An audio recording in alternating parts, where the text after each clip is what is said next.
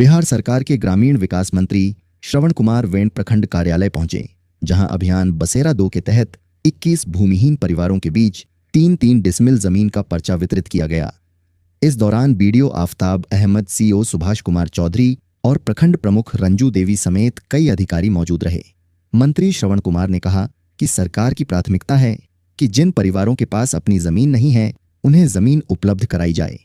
उन्होंने कहा कि मुख्यमंत्री नीतीश कुमार के शासनकाल में बड़े पैमाने पर भूमिहीन परिवारों को 3-3 डिसमिल जमीन का पर्चा दिया गया है, ताकि वे अपनी जमीन पर पक्का मकान बनाकर सम्मानपूर्वक जीवन बिता सकें। वहीं राज्य का खजाना खाली होने के नेता प्रतिपक्ष तेजस्वी यादव के बयान पर मंत्री ने पलटवार किया। उन्होंने कहा कि राज्य के खजाने में पैसा आता भी है और विकास कार्यों पर खर्च भी होता है। यह एक सतत प्रक्रिया है।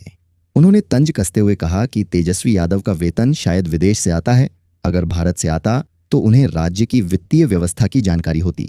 वहीं AK-47 से गोली चलाने की घटना को लेकर मंत्री ने कहा कि मामले की जांच चल रही है। जांच में जो भी दोषी पाए जाएंगे उनके खिलाफ कार्रवाई होगी। उन्होंने कहा कि बिहार में कानून का राज स्थापित है और उसी के अनुरूप सरकार काम कर रही है।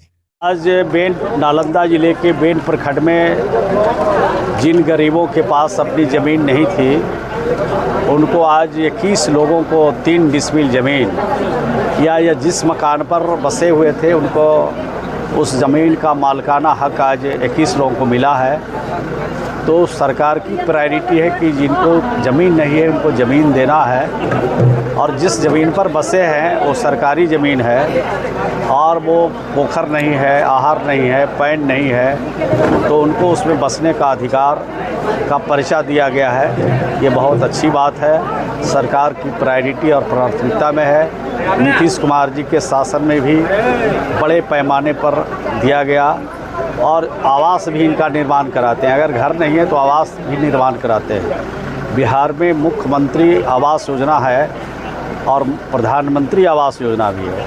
अगर उसमें उनके पास ज़मीन नहीं होगी तो ज़मीन जहां सरकारी रहेगी वहां 5 डिसमिल ज़मीन देंगे, और जहां सरकारी ज़मीन उपलब्ध नहीं है वहां 1 लाख रुपया उनको राज्य के खजाने से देते हैं।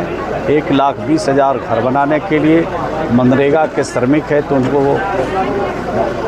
उनको 300 रुपये के हिसाब से 90 दिन और 95 दिन की मजदूरी देते हैं। 12,000 शौचालय के लिए देते हैं। तो राज्य में गरीबों के उत्थान के लिए ग्रामीण विकास कृत संकल्पित है, और इस तरह से गरीबों को मकान के लिए, ज़मीन के लिए पर्चा, गरीबों को मकान के लिए पैसा दे करके उनको आगे बढ़ाने की दिशा में काम है।